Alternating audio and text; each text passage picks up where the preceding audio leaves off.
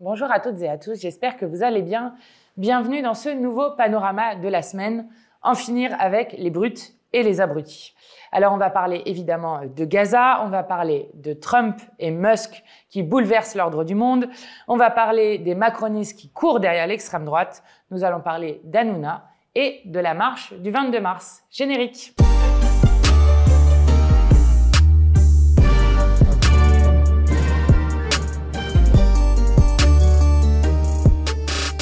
Alors évidemment, je veux commencer avec le génocide qui reprend à Gaza après que depuis 2 semaines, l'aide humanitaire et l'aide alimentaire aient été bloquées à Gaza, mais aussi l'électricité et donc l'eau potable à Gaza avec de nouveau la famine qui a été utilisée comme arme de guerre et 2 millions de Palestiniens qui se retrouvaient ainsi assiégés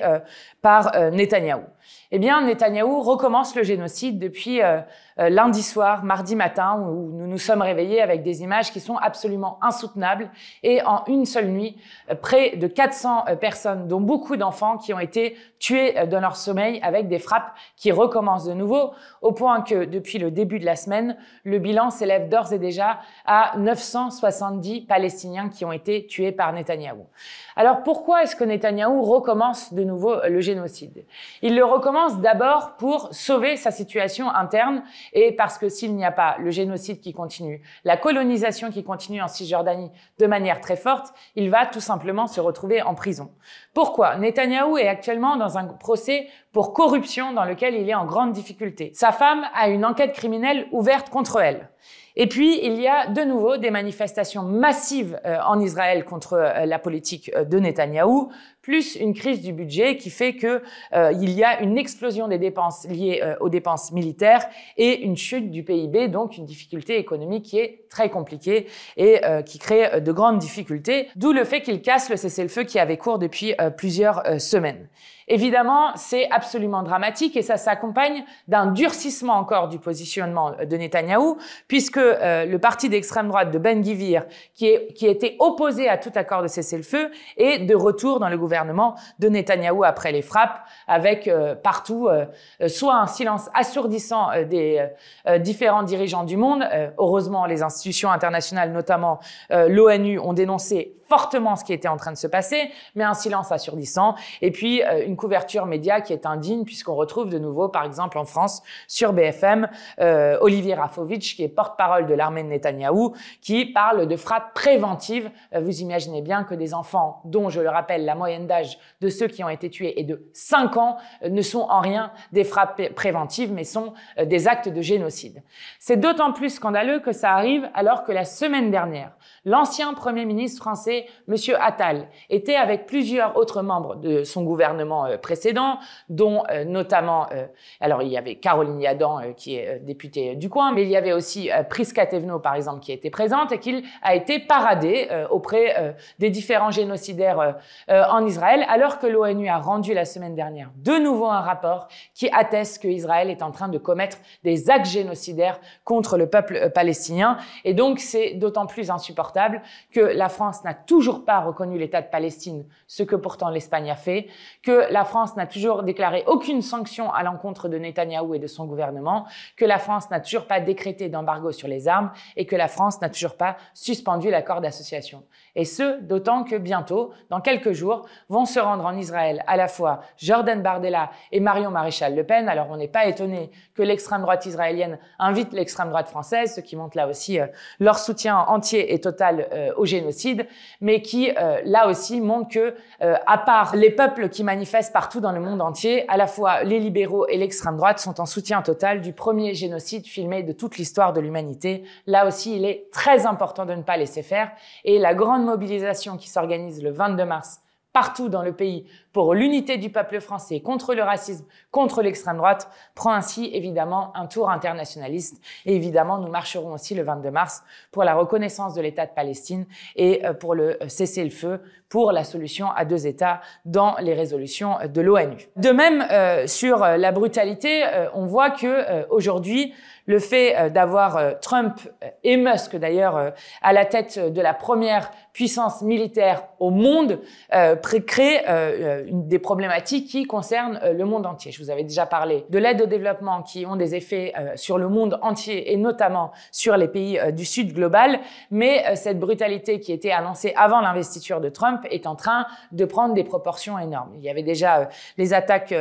systématiques contre les personnes les plus vulnérables, les personnes transgenres, les personnes sans papier, les personnes précarisées, l'humiliation de Zelensky dans le bureau ovale qui voulait dire que désormais le droit international ne valait plus et seul le droit du plus fort prévalait. Mais il y a eu aussi, par exemple, ces images qui sont incroyables d'expulsion de 200 Vénézuéliens dans une prison antiterroriste à haute sécurité au Salvador, où vous voyez devant des caméras des hommes se faire raser, puis emmenés de force, et ce alors que la justice avait interdit leur expulsion, ce qui montre là aussi qu'il n'en a que faire de tout l'état de droit et des droits fondamentaux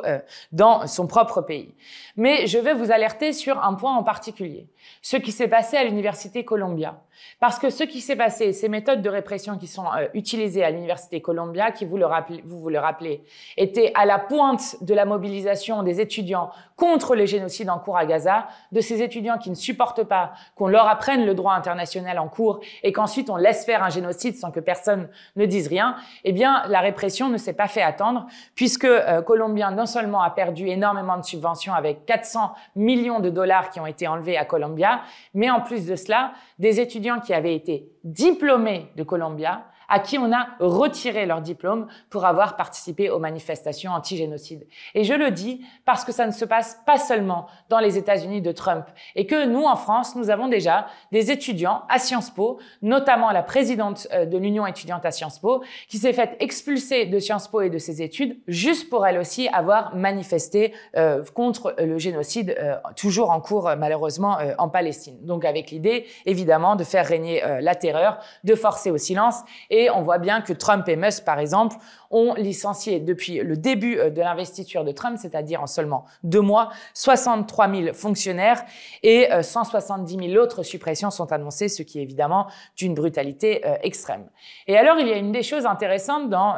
la rhétorique qu'utilisent Trump et Musk, c'est de s'en prendre à la question de l'empathie. Musk a prétendu chez un podcasteur qui est MAGA, Make America Great Again, donc rendre l'Amérique de nouveau grande, a prétendu donc que, je vous cite ce qu'il disait, la faiblesse fondamentale de la civilisation occidentale est l'empathie. Il avait d'ailleurs attaqué l'Allemagne alors qu'elle était en deuil après l'acte terroriste au marché de Noël de Magdebourg, dont celui qui l'a commis disait qu'il était favorable aux thèses de l'extrême droite, que l'Allemagne se trouvait, alors qu'elle était en deuil, en empathie suicidaire. Et fait assez intéressant, il y a même Musk qui a tweeté sur la gaieté lyrique dont je vais vous parler juste après, où s'étaient réfugiés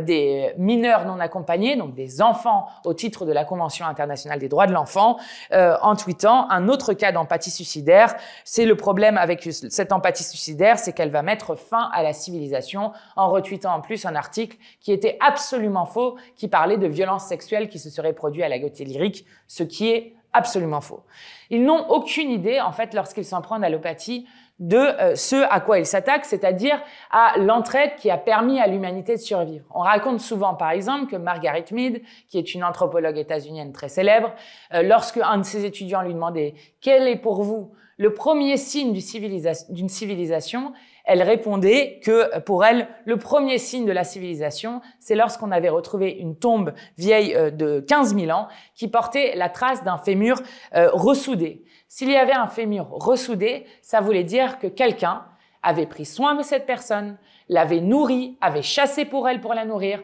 avait soigné cette personne-là, et que donc c'est justement avec une série d'actes d'intention et donc d'entraide que l'humanité a pu survivre, complètement le contraire de ce que prétend aujourd'hui Trump et Musk. Alors, il est intéressant de voir quel tour prend la résistance face à l'extrême droite. D'abord, vous avez sûrement dû voir ce qui se passe avec les Tesla, puisque il y a non seulement des manifestations devant différents sièges de Tesla un peu partout, mais aussi une campagne qui est en train de se développer un peu partout dans le monde, qui s'appelle « N'achetez pas à des fascistes milliardaires », avec des concessions Tesla qui sont brûlées, avec la perte pour la première fois de toute son histoire de la moitié de la valeur de Tesla depuis décembre, ce qui est inédit, avec en 3 jours en mars 130 milliards de capitalisation boursière qui ont été effacés, donc un boycott à la fois de produits états-uniens et particulièrement des Tesla avec l'homme le plus riche du monde, Musk, au point que Donald Trump a dû lui-même se mettre en scène avec une Tesla pour essayer de relancer les achats de Tesla, ce qu'il n'arrivera pas à faire. Et de même, dans les choses intéressantes en Argentine, où là aussi, vous savez, ils ont l'extrême droite au pouvoir avec Javier Milei, celui qui se balade avec sa tronçonneuse en or pour couper dans les dépenses de l'État, donc s'en prendre lui aussi aux fonctionnaires, et couper dans les dépenses sociales de manière très forte, eh bien, Javier Milei doit faire face à des mobilisations qui sont historiques, avec en première ligne des retraités qui, pour beaucoup, n'arrivent plus à manger qu'un seul repas par jour et donc qui sont en train de crever la dalle et qui se mettent en première ligne avec une répression absolument féroce, avec une retraitée de 85 ans qui disait « J'ai vécu 4 dictatures, mais là c'est pire parce que c'est en démocratie ». Donc là aussi avec des retraités qui sont en première ligne et le miracle économique de Javier Milei qui était cité partout comme étant extrêmement impressionnant dans ce qu'il était en train de faire de l'économie, qui est en fait un désastre et qui produit encore plus de politiques de malheur. En tout cas, il est évident que la seule manière de faire reculer l'extrême droite dans ce pays et dans le monde, c'est les mobilisations du peuple, d'où l'importance là aussi du 22 mars. Alors, je le disais, la France n'est pas épargnée par les offensives d'extrême droite et la France veut reproduire et faire une course à cette extrême droite. Alors on sait déjà que Bardella a annoncé vouloir un ministère chargé de l'efficacité gouvernementale, c'est-à-dire le même ministère que ceux dont s'occupe Musk, c'est-à-dire détruire absolument toutes les possibilités d'État, toutes les possibilités de services publics et donc détruire toute la politique sociale de notre pays. Mais on se rappelle aussi d'un tweet qui a extrêmement mal vieilli de Kasbarian, qui à ce moment-là était ministre de la fonction publique, qui se félicitait à la nomination de Musk de partager les bonnes pratiques en disant qu'il avait hâte de les partager avec lui. Donc on voit bien cette course à l'extrême droite qui est de plus en plus lancée. On l'a vu récemment avec l'évacuation de la Gaîté Lyrique dont je parlais tout à l'heure, dont Musk, sur lequel Musk a tweeté. Donc avec 450 mineurs, donc enfants qui normalement doivent être protégés selon la Convention internationale des droits de l'enfant, qui a été réfugiés dans la Gaîté Lyrique depuis 3 mois, puisqu'ils n'avaient nulle part autre où aller. Cette occupation était là pour revendiquer leurs droits. Elle a été expulsée de manière extrêmement violente puisqu'il y a eu 46 arrestations, 9 blessés et des différents acteurs qui se défaussent de leurs responsabilités puisque en 3 mois, on aurait dû trouver une solution pour ces jeunes qui, puisqu'ils sont des enfants, doivent être protégés en tant que tels par l'État, y compris par la protection de l'enfance de notre pays que les macronistes ont laissé tout simplement couler. Et ça va d'ailleurs avec une crise du logement social et du logement tout court qui touche des millions de personnes dans ce pays. C'est un scandale qu'on en arrive à des expulsions comme cela, si ce n'est pour faire plaisir à l'extrême droite, c'est-à-dire faire croire que un mineur, parce qu'il n'aurait pas des papiers français, ne devrait pas être protégé. C'est exactement le contraire de ce que dit le droit international et des engagements qui ont été pris par la France. Alors on le voit aussi cette course à l'extrême droite qui d'ailleurs donne une ambiance extrêmement pesante dans le pays avec des attaques contre les musulmans à tout va, la dernière trouvaille islamophobe étant que la pénurie d'œufs dans ce pays serait due au Ramadan. On se rappelle déjà en 2022 la pénurie d'huile était là aussi due au Ramadan, bref du n'importe quoi qui n'est prouvé en rien, mais c'est une manière de nouveau de stigmatiser nos concitoyens et concitoyennes de confession musulmane. Mais on le voit particulièrement sur ce que fait Retailleau avec l'Algérie. De nouveau, on est dans une escalade avec l'Algérie, donc avec Retailleau qui explique qu'il veut prendre des mesures graduées contre l'Algérie et qui installe définitivement une relation qui est extrêmement conflictuelle avec l'Algérie. en prétextant que ce sont du fait des OQTF, alors que je le rappelle, il y a le même taux d'acceptation de personnes qui ont eu des obligations de quitter le territoire français pour l'Algérie, qui est d'ailleurs un peu plus élevé que ce qui se passe par exemple avec le Maroc, avec la Tunisie ou avec le Mali. Et ça ne viendrait à personne à l'idée d'un coup, déclencher une guerre diplomatique ou je ne sais quoi avec le Maroc ou avec la Tunisie. Donc, quelle est la raison pour laquelle ils refont ça avec l'Algérie? C'est parce que les nostalgiques de l'Algérie française, de 132 ans de colonisation, reviennent en force avec d'ailleurs des ministres qui ne s'émeuvent pas un seul instant qu'un documentaire sur l'utilisation d'armes chimiques en Algérie ait été juste interdit de télévision publique française. D'ailleurs, on pourra vous mettre le lien, mais vous pouvez le revoir en intégralité et ça vaut le coup de voir ce documentaire-là qui a été censuré. En tout cas, là où c'est très grave, et ça va dans ce qui s'est passé avec Jean-Michel Apathy, qui a été sanctionné pour avoir rappelé des faits historiques de crimes coloniaux qui ont été commis par la France en Algérie. C'est très grave qu'ils mettent une escalade jusqu'à là, parce que, je le redis, des millions de personnes dans son pays sont liées d'affection, sont liées par leur histoire personnelle à l'Algérie, et que nous avons de grands défis en commun avec les peuples de la Méditerranée, et que nous ne voulons pas avoir un ministre qui s'arroge des prérogatives que la Constitution ne lui donne pas, puisque Retailleau est ministre de l'Intérieur, il n'est en aucun cas ministre des Affaires étrangères, ni encore président de la République. Et donc, cela ne sert que son propre agenda de congrès et nous ne serons jamais d'accord avec cela. De même, on voit cette course à l'extrême droite avec ce qui se passe avec le voile dans le sport. Donc, il y a eu une première proposition de loi qui a été votée au Sénat et plusieurs ministres, dont Darmanin d'ailleurs, qui se sont exprimés pour que le voile soit interdit dans la pratique sportive. Ce texte-là, en plus d'être une atteinte grave aux droits fondamentaux, de stigmatiser de nouveau les musulmans dont je parlais, les musulmanes d'ailleurs en l'occurrence, ce texte-là, en plus d'être une atteinte aux droits fondamentaux, est absolument contraire à la laïcité. Et je vous invite à lire, par exemple, ce que fait Jean Bobéro, qui est un spécialiste de la laïcité, qui dit ce qui est dramatique dans ce que fait le printemps républicain, l'extrême droite, les macronistes actuellement, ce qu'avait fait Gabriel Attal avec la baya, etc., c'est qu'à la fin, pour les jeunes générations, la laïcité devient une longue liste d'interdits. Alors que la laïcité dans notre pays est d'abord la liberté de conscience, la liberté de croire ou de ne pas croire. Et donc, en quel nom? Pourquoi est-ce qu'on interdirait à des jeunes femmes qui font des pratiques sportives de pouvoir porter un voile? Elles ne sont pas fonctionnaires, que je sache. Elles ne sont assignées à aucune mission de service public qui demanderait de la neutralité. Donc, il n'y a aucune raison pour que, de nouveau, on stigmatise les musulmanes. Et vous avez vu que, quand même, pour dire une nouvelle qui montre que dans le gouvernement, ça va mal, c'est que à la fois Retailleau a mis sa démission sur la table sur la question de l'Algérie si le gouvernement ne répondait pas aussi violemment sur l'Algérie qu'il le voulait. Monsieur Darmanin, lui, a mis la pression aussi, puisque des ministres à l'intérieur du gouvernement ne sont pas d'accord avec le fait que le voile soit interdit dans les pratiques sportives, en disant, si c'est comme ça, moi aussi, je démissionnerai. Eh bien, je vais vous dire qu'ils partent tous. Il n'y a aucun problème que ça soit Retailleau, Darmanin, tous ces semeurs de haine, qu'ils partent et qu'on n'entende plus parler. Ça en fera beaucoup de bien au pays, d'autant plus que le Premier ministre est toujours, lui, empêtré dans les affaires de Betaram, dans les mensonges qu'il ne cesse de répéter, et que depuis que nous avons permis de donner de l'écho et surtout gagner une commission d'enquête sur les défaillances dans les établissements privés et publics, nous avons d'abord gagné la commission. En ce moment, Paul Vannier, co-rapporteur de la commission d'enquête, fait des saisines sur place de documents sur lesquels nous apprenons des choses très intéressantes. Et enfin, pour la première fois depuis plus de 30 ans, Betaram a enfin été inspecté. Alors, inspecté, attention, en ayant prévenu bien en avance de la date, etc. Il n'empêche que la parole se libère partout et que maintenant, il y a dans beaucoup d'établissements du pays des personnes qui ont été victimes de violences physiques et de violences sexuelles qui parlent, qui portent plainte dans le pays. Et je crois que c'est extrêmement important que cette parole se libère et surtout que la commission d'enquête qui va auditionner ce jeudi les victimes et les porte-paroles notamment des victimes de Betaram puissent faire en sorte que plus jamais un Betaram ne puisse se reproduire dans notre pays. Et cette course derrière l'extrême droite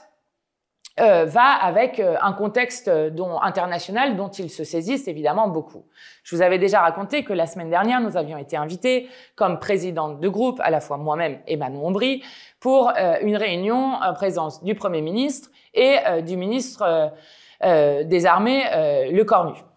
Et dans cette réunion, en fait, la seule chose qu'on voulait nous dire, c'est qu'il fallait les aider pour que dans l'opinion publique, on fasse passer les crédits de guerre supplémentaires et mobiliser et préparer les esprits, comme ils aimaient le dire. Eh bien, ça y est, un des premiers effets est là, puisque M. Bayrou a annoncé dimanche soir qu'il ne reviendrait pas et qu'il refuse l'abrogation de la retraite à 64 ans. C'est un déni de démocratie énorme. Je rappelle que la réforme des retraites n'a jamais été votée dans ce pays, qu'elle a été imposée de force par 49.3 par Elisabeth Borne contre à la fois l'ensemble des syndicats de ce pays, l'immense majorité du peuple, 93% des travailleurs de ce pays qui étaient contre, et même contre l'Assemblée nationale qui allait rejeter ce vol de 2 ans de vie des Français. Que c'est un déni de démocratie parce que lors des dernières élections que nous avons eues, à la fois pour les européennes et pour les élections législatives, la Macronie a été largement battue. Et que donc, à travers cela, la retraite à 60 ans que le nouveau Front populaire portait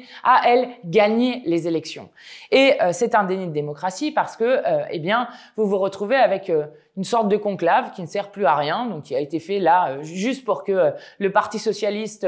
puisqu'il a été assez naïf pour le croire,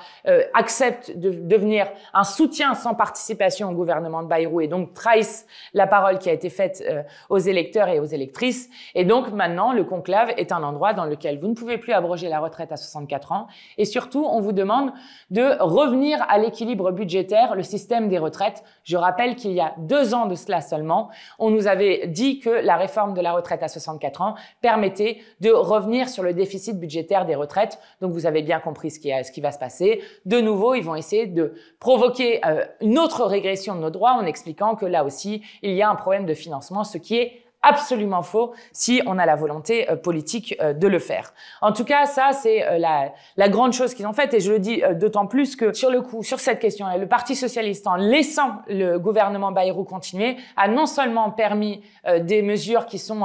extrêmement xénophobes, qui vont dans le sens de l'extrême droite, je parle évidemment de ce que font Darmanin, Retailleau et d'autres, mais a aussi permis de continuer le budget le plus austéritaire depuis au moins 25 ans. On parle de 5000 fermetures de classes dans tout le pays, avec partout dans les écoles des mobilisations de parents d'élèves qui, juste pour que leurs enfants puissent avoir le minimum, c'est-à-dire le fait de pouvoir avoir une éducation gratuite et laïque et enfin qu'ils puissent s'émanciper et devenir des citoyens, eh bien sont obligés d'occuper des écoles tellement il n'y a plus de professeurs remplaçants. Mais c'est aussi 5 milliards en moins dans l'hôpital qu'ils ont laissé, 25 € en moins pour les apprentis, les auto-entrepreneurs qui coulent les uns après les autres si la réforme fiscale qu'ils veulent leur imposer s'applique vraiment, puisque nous avons jusqu'alors réussi à la repousser en juin. Les arrêts maladie des fonctionnaires qui sont moins indemnisés à hauteur de moins 10%, etc. Et à chaque fois, vous pouvez dire merci le Parti socialiste d'avoir laissé cela. Alors, je continue avec, évidemment, Hanouna, dont nous avons beaucoup parlé ces derniers jours, notamment du fait d'un visuel qui a été publié par la France Insoumise qui est appelé au 22 mars. Je veux commencer par dire une première chose.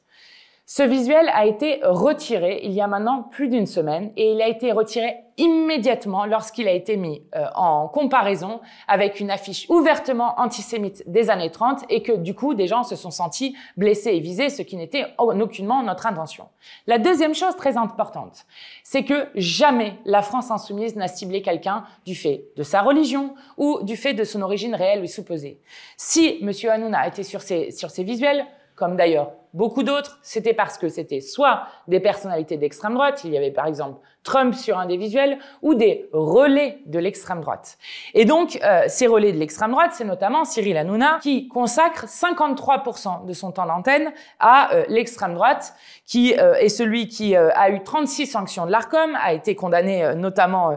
pour avoir insulté Louis Boyard qui dénonçait juste les horaires de Bolloré en Afrique. Et il se trouve que une des raisons pour lesquelles nous ciblons Hanouna, c'est que vous avez un article de Mediapart qui parle du système Hanouna avec des violences systématiques, que ce soit des humiliations quotidiennes dans ses émissions, que ce soit des menaces pour virer, dégager, licencier quelqu'un avec des injures et des insultes, que ce soit le manager de Malik Bentala, l'humoriste qui a été tabassé dans sa loge pendant que l'humoriste était sur le plateau, ou encore parce qu'il est le soutien de Trump, du Rassemblement national et qu'il fait des soirées privées avec Jordan Bardella à Saint-Tropez. Donc voilà pourquoi Cyril Hanouna a été visé, tout comme Bolloré, qui lui, et c'est une enquête de Reporters sans frontières qui le montre, qui a été publiée le 18 mars, qui lui oblige les 500 journalistes de sa chaîne à faire signer des clauses de confidentialité qui leur imposent le silence. Et c'est notamment ce pourquoi, rappelez-vous, quand Louis Boyard avait tenté de parler de l'emprise de Bolloré en Afrique sur les projets Total notamment, pour lesquels plus de 118 000 personnes ont été expropriées, eh bien Hanouna avait répondu « Moi, je ne crache pas dans la main de celui qui m'a nourri ». Donc voilà pourquoi ils étaient sur ces affiches. Mais je le répète, nous sommes un mouvement humaniste qui refusons à tout moment toutes les discriminations, qu'elles soient liées à la religion, à la couleur de peau, à l'orientation sexuelle ou au genre. Et la campagne qui vise à nous accoler l'étiquette d'antisémitisme est une campagne qui vise uniquement à nous salir, puisque ce visuel a été retiré, il a été retiré immédiatement. Lorsque 8 jours après, vous continuez à ce que ce soit la une de tous les médias, les seuls qui continuent à le diffuser, c'est à la fois l'extrême droite et les médias pour continuer à nous salir. Mais surtout, ce qui est intéressant, c'est de voir le deux poids, deux mesures avec lequel sont traitées les différentes informations. Vous avez eu des heures et des heures d'antenne sur ce visuel qui appelait au départ au 22 mars et qui permet justement qu'on ne parle pas du 22 mars là aussi par ce biais. Mais vous n'avez pas eu une minute d'antenne sur les 15 députés du Rassemblement national qui se trouvent dans 2 groupes Facebook avec des appels au meurtre, des propos racistes, homophobes et antisémites dans ces groupes sur lesquels vous n'avez jamais ni Marine Le Pen ni Bardella qui sont interrogés. De même, vous n'avez pas eu une minute d'antenne sur l'UNI, qui est ce syndicat proche notamment de Retailleau, mais aussi de l'extrême droite, qui a fait un jeu de cartes ouvertement antisémite et dont plusieurs de ses membres, dans différentes villes de France, ont fait des saluts nazis. De même, vous n'avez pas une seule question. Par exemple, à Jordan Bardella, qui est allé aux États-Unis tenter d'inféoder l'extrême droite française à l'extrême droite de Trump, qu'il admire plus que tout. Poser des questions sur, par exemple, le fait qu'il admire et il encourage un modèle où, par exemple, aujourd'hui, des mots sont interdits. L'extrême droite aux États-Unis, des mots sont interdits. Mais aussi des livres. Et vous vous retrouvez avec des milliers d'établissements scolaires dans lesquels, par exemple, vous avez le journal d'Anne Frank qui est interdit dans des établissements scolaires et même d'ailleurs au Texas, un enseignant qui a été licencié pour avoir fait la lecture d'un roman graphique sur Anne Frank. Vous n'avez pas un journaliste pour lui demander ce qu'il pense que du fait que dans des milliers d'établissements aux États-Unis, vous avez la BD Maus, qui est une BD sur la Shoah, soit elle aussi interdite, ce qui est par exemple le cas au Tennessee. Vous n'avez pas un média pour interroger Marion Maréchal Le Pen sur ce pourquoi elle applaudit l'AfD, alors que l'AfD, l'extrême droite allemande, fait des campagnes qui font ouvertement référence à des campagnes qui étaient menées par le parti nazi, le NSDAP, dans les années 20-30 en Allemagne, notamment en donnant des billets de train aux personnes juives marqués destination Jérusalem. Donc, ce qui est en jeu est une question énorme. C'est la manière dont nous voyons notre pays. Et face à l'extrême droite, qui veut lui avoir une vision ethnique des pays, qui veut lui n'assurer que le droit du sol avec cette idée qu'il y aurait des ennemis de l'intérieur dans ce pays. À une époque, les juifs, maintenant ce seraient les musulmans, les étrangers et je ne sais qui. Bon. Eh bien, nous avons une vision complètement opposée à cela. Et cette vision, c'est justement d'avoir une nation politique qui n'est ni liée à notre couleur de peau, ni à notre religion, ni à notre langue, mais à l'adhésion à une devise républicaine qui est liberté, égalité, fraternité, avec à la fois le droit du sol, donc la contingence de naissance, mais aussi avec celle de l'adhésion, du choix d'adhésion politique qui est la naturalisation. Voilà les différences fondamentales de ces projets qui sont en train de s'affronter. Et pourquoi est-ce que le 22 mars, qui est co-organisé avec 200 organisations dans le pays, avec des marches qui s'organisent partout dans le pays, a une importance aussi grande. C'est que lorsque vous avez à la fois l'extrême droite, mais aussi les macronistes, avec Retailleau, avec Darmanin, qui tentent à tout moment de diviser le pays avec le poison du racisme. Plus que jamais, nous devons être les gardiens de l'unité du peuple français. Voilà ce qui est en train de se jouer actuellement. Et les gardiens de l'unité du peuple français, pourquoi? Parce que c'est d'abord la condition pour faire face aux grands défis de notre temps, notamment à la question écologique, que jamais aucune génération avant nous n'a eu à affronter, mais aussi parce que c'est justement par l'unité du peuple français que nous pourrons non seulement tourner la page de la Macronie, mais aussi battre l'extrême droite. Voilà l'enjeu historique qui est en jeu. Et donc, toutes les campagnes qui sont faites pour nous salir visent aussi à détruire la seule seule alternative qui existe dans le pays, qui est cette seule alternative qui permette, dans la 7e puissance économique au monde, non seulement de garantir les conditions de vie dignes à toutes et à tous, mais aussi de retrouver un projet pour la paix et notamment d'une voix de la France qui est indépendante, non alignée au service de la paix. Et on voit bien que aujourd'hui, l'extrême droite de Trump à Poutine jusqu'à Netanyahou essaye de diffuser la guerre à tout va. Et puis, dernière chose pour terminer, donc rendez-vous le 22 mars partout dans les rues, c'est l'heure de la riposte. À l'heure où justement l'extrême droite est en train d'occuper les rues de partout, nous commémorons ce mercredi l'assassinat de Federico Martin Aramburu, vous savez, ce rugbyman argentin qui avait été assassiné le 19 mars 2022 par deux militants néo-nazis, donc qui nous rappellent que l'extrême droite tue toujours et que elle ne cesse d'aller dans les rues pour ici tabasser, ici menacer. Je vous rappelle la projection antifasciste à Paris, Paris est nazi. Je vous rappelle à Angers les étudiants qui ont refusé de faire un salut nazi qui se sont fait tabasser. À Rennes, des jeunes qui là aussi se sont fait tabasser par un ancien candidat zémoriste. Il est l'heure de reprendre les rues. Et puis un dernier petit mot pour vous qui écoutez. Nous sommes maintenant 300 000 sur ma chaîne YouTube. Donc un immense merci à vous. Et si vous ne l'avez pas fait encore, abonnez-vous. Merci encore et bonne semaine. On va y arriver et rendez-vous le 22 dans les rues.